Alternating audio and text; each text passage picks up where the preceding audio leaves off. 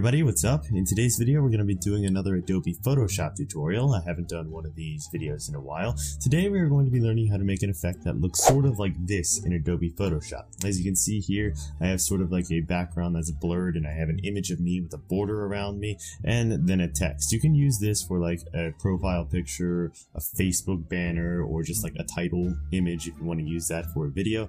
But anyway, I thought this was a pretty awesome effect and I was playing around with it for a couple of days and I just wanted to show you how I did it. So here is the actual project that we have opened up in Photoshop, if it will actually open up. And now I realize I should have opened this up ahead of time. But as you can see here, here is the full final product. As you can see here, the background is a little bit blue and blurred. I have my logo and my text, and then I'm popping out of the background, and I don't have a color change, as well as I have this cool little white outline. And as you can see here, I have a couple of different layers over here. I have a layer for my background, which is my background, and by the way, beneath me is another picture of me which we cut out, which I'll cover in the video, and then I have some random edges, my logo, and some text. And also I couldn't decide whether this text looked better or this text looked better, but I ended up using this in the final image. But anyway, we are going to learn how to do something that looks sort of like this inside of Adobe Photoshop. You can use any version of Photoshop to go ahead and get this done. However, some methods will be easier with newer versions of Photoshop. However, I'm going to be using version CS4 to get this done. So let's just close out of that and open up a new copy of our last image right here. So this is the original image that I used. Now I scaled this down a little bit so that Photoshop won't lag while I'm recording. But the first thing I did when I did that there was I unlocked the layer so that we just have our layer unlocked.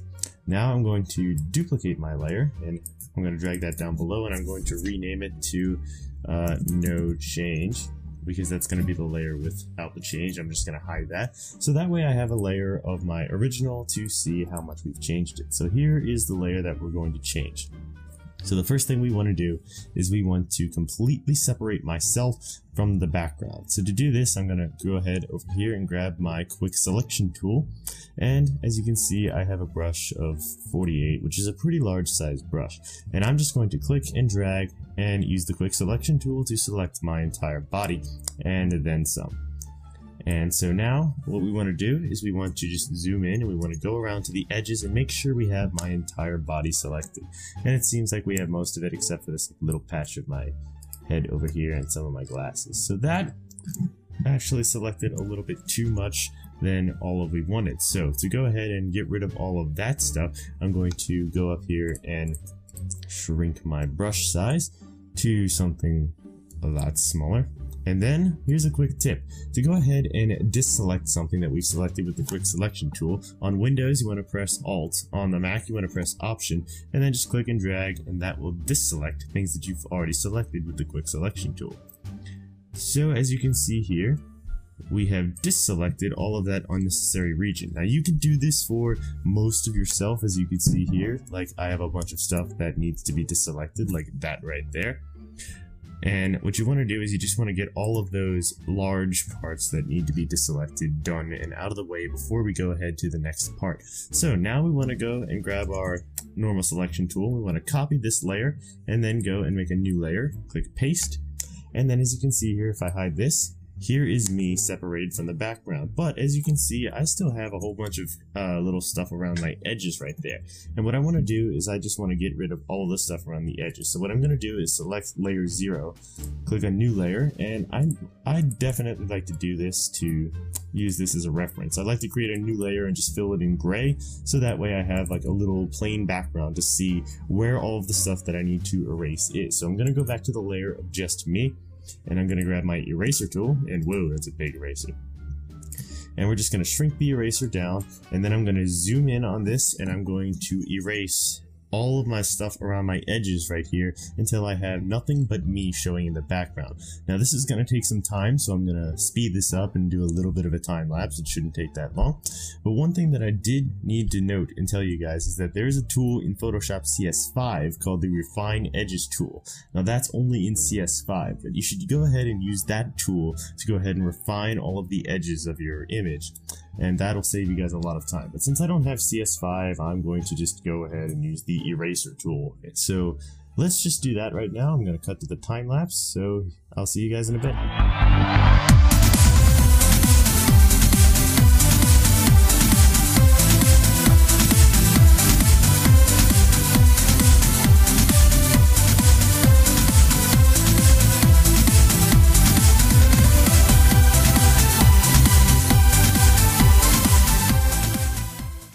Okay, and there we go. As you can see, I have no more random useless background on my image, and if I just hide that, as you can see here, my image has no more useless background. So now we can get rid of that little gray layer, or actually no, I'm going to keep the gray layer for now. I'm going to keep it like that. So now we need to add the effect that we added in the other image, which was the white stroke around myself. So to do that, I'm going to double click on the layer with only me, and I'm going to go to stroke. And then I'm going to change the color of the stroke to white, and that is actually a good enough size stroke for now. But as you can see, we have all of these little patches of dirt, all of these splotches, and that is from all the stuff that we were erasing. To get rid of this, all you need to do is grab your eraser tool again and then erase some of the edges, and just do that until most of these splotches are gone, and do that to smooth around the stroke of your image. So once again, I'm going to cut to a time lapse to save you guys the trouble of watching me do this. So I'll be back in a bit.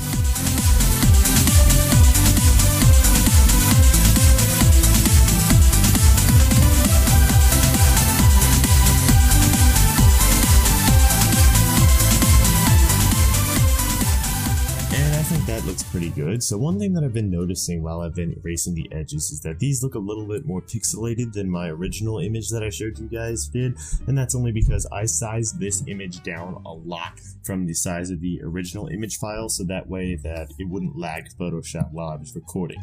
But just bear in mind, do this with your full resolution photo and don't crop the size down until after you're done, so that way you don't get those pixelated edges like I did right there, because remember, this is only for demonstration purposes.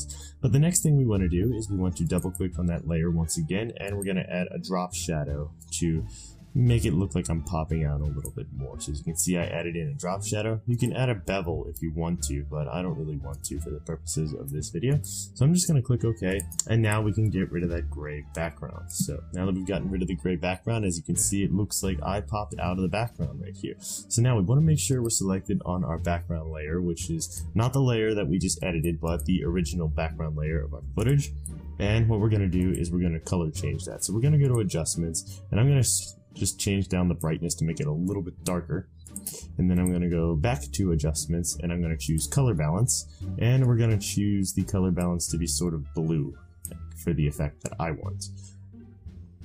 So we're just going to up the blues there, and then I'm going to also go to hue and saturation, and I'm going to make it have a little bit of a blue hue, and I'm going to down the saturation quite a bit and make it a little bit darker from here.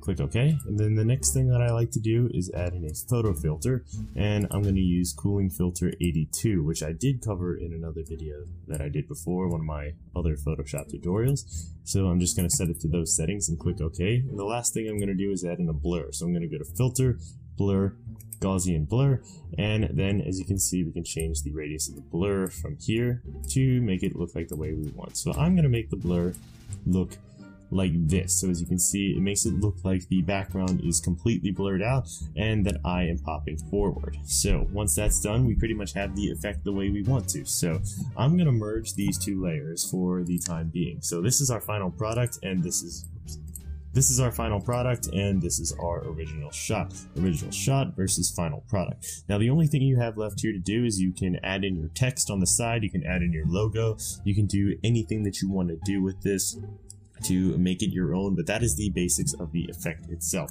So as you can see, I've unmerged the layers here. What you can also do is you can just save yourself like this, cut out of the background as a PNG file, and then just save your background like this, and then you can export it to a video editor and actually make yourself move, and you can make some cool kind of intros that you see used in a whole bunch of TV shows nowadays, where they have the person with this kind of effect moving around and their name pops up, and that is where I got the inspiration for this. But basically, that's how to go ahead and do this. I hope you guys enjoyed this video.